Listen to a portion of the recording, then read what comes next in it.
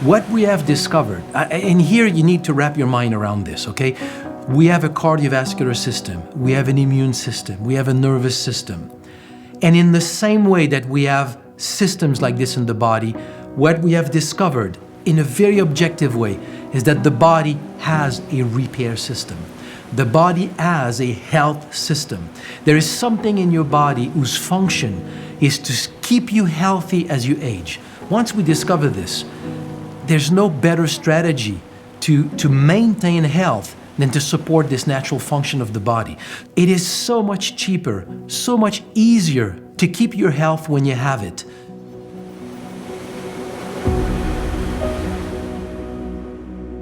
I wish I had a creative mind. You know, I admire painters and musicians. I'm not born that way. I'm just born with a very pragmatic, rational mind. Well, I just remember the first day of school. So I'm 13 years old, 12 years old. The first day of school, and my question to my 6th grade teacher was, how does the brain work? And obviously he couldn't give me an answer, but already then, you know, I wanted to study the brain. So what led me to stem cell research is quite simply, a colleague of mine sent me an article, and the title of the article was Turning Blood into Brain.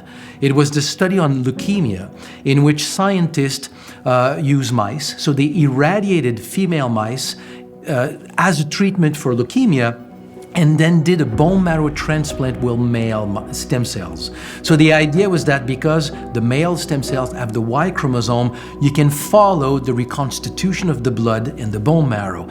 And a few weeks later, they found a neuron in the brain that had the Y chromosome, meaning that it came from the stem cells.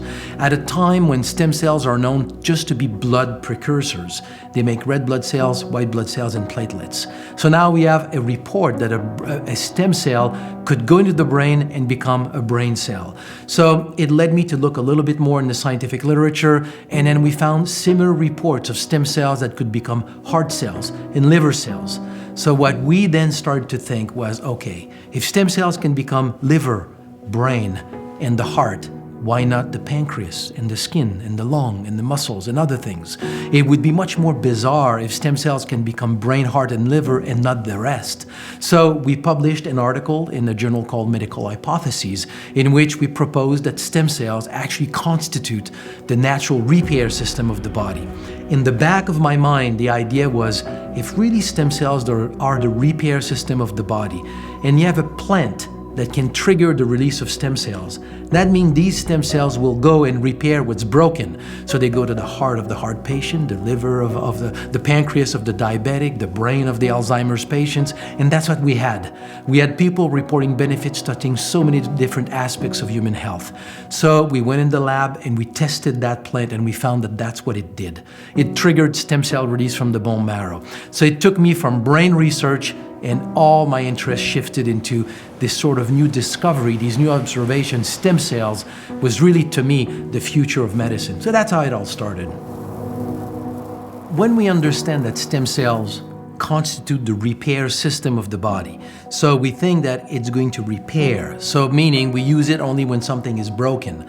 So there's something else that is emerging here in all this science of stem cells that, to me, is absolutely the most fundamental piece of information that we need to have as a society, is to understand that stem cells, yes, they do repair, but every day of our life we lose cells. It's just a natural process of life. If you want any organs and tissue to work normally, you need to replace the cells that are being lost, and that's the role of stem cells in the body.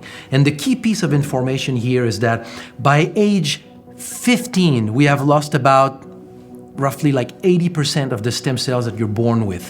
When you cross age 30, you're left with about 4 or 5% of the stem cells that you're born with. And this is simply caused by the fact that as we age, the red marrow that makes stem cells transforms into yellow marrow or fatty marrow.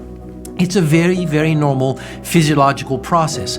But the key message here is that as we age, the number of stem cells declines drastically. So all of us, when we cross age 30, we all realize that we don't seem to repair as well as we used to. A little injury here and there, that we don't recover like we used to. It's because we don't have as many stem cells to participate in that process of tissue repair. But in the background, Every day of our life, we lose cells. There's a point as we age where we lose that balance. We don't have enough stem cells in the blood to compensate for cellular loss. That's when the problem, those so-called age-related health problems, that's when they start. You will experience them 10 to 20 years down the road, but they have started at that point. If right then we can start to put more stem cells in circulation every day, and which is what Stemregen does, then you give that edge to the body to be able to fully repair, microscopic repair, but to do this every day so that you can really age with your quality of life and enjoy your aging.